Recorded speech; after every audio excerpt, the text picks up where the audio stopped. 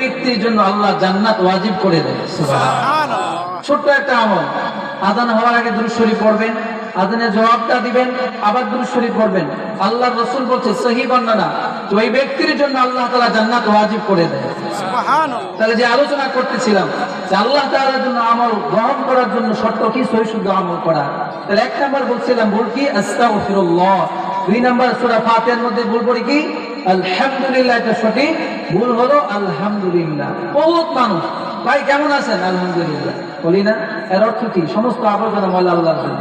এই যে ভুলের কারণে আল্লাহ পাক সূরা কামাতের মধ্যে বলে দিয়েছেন বান্দা আমল গ্রহণের জন্য সহিহ শুদ্ধ আমল লাগবে।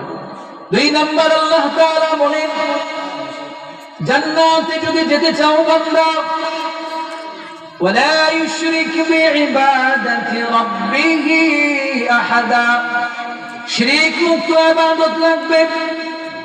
আল্লাহ তাআলা কোরআনের অন্য জায়গায় বলেন ইন্নাহু মান ইউশরিক বিল্লাহ ফাকাদ হারামাল্লাহু আলাইহিল জান্নাহ ওয়া মাওয়াহুন নার।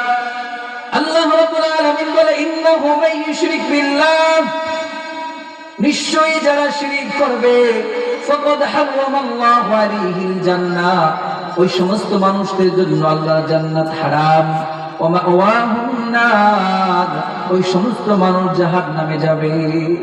শিরক করা যাবে না। শিরক মুক্ত ইবাদত অল্প হলেও এই ইবাদতের দাম আল্লাহর কাছে অনেক বেশি।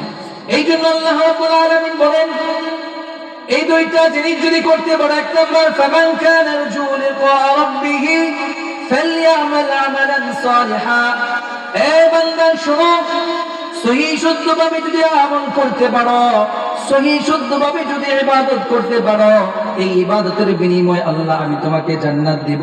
দুই নাম্বার ওয়ালা ইউশরিক বিইবাদাতি রাব্বিহি আহাদা, দুনিয়ার মধ্যে যদি শিরক না করো, আমার সাথে কাউকে শরীক না করো, শিরকের অপরাধ থেকে যদি বেঁচে আসতে পারো বান্দা শোনো, এই দুইটা আমল করে যদি আসতে পারো, আল্লাহ আগে বলেন ইন্নাল্লাযীনা আমানু ওয়া আমিলুস সালিহাতি কানাত লাহুম জান্নাতুল ফিরদাউসি নুজুলা।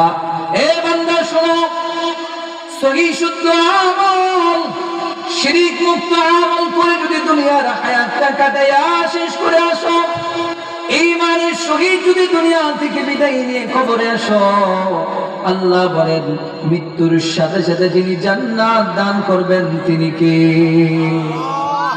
এই জন্য সহিহ শুদ্ধ আমল করতে হবে। নবীজি বলছেন অল্প আমল যদি হয় আর ইখলাসের সহিত হয়, সহিহ শুদ্ধ হয়, তো এই আমল আল্লাহর কাছে গ্রহণযোগ্য হবে।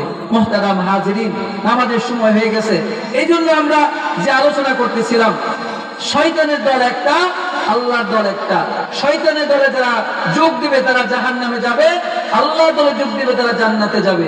এই জন্য আল্লাহর কাছে আমল গ্রহণযোগ্য হওয়ার জন্য শর্ত দুইটা, সহিহ শুদ্ধ আমল করতে হবে এবং শিরক মুক্ত ইবাদত করতে হবে।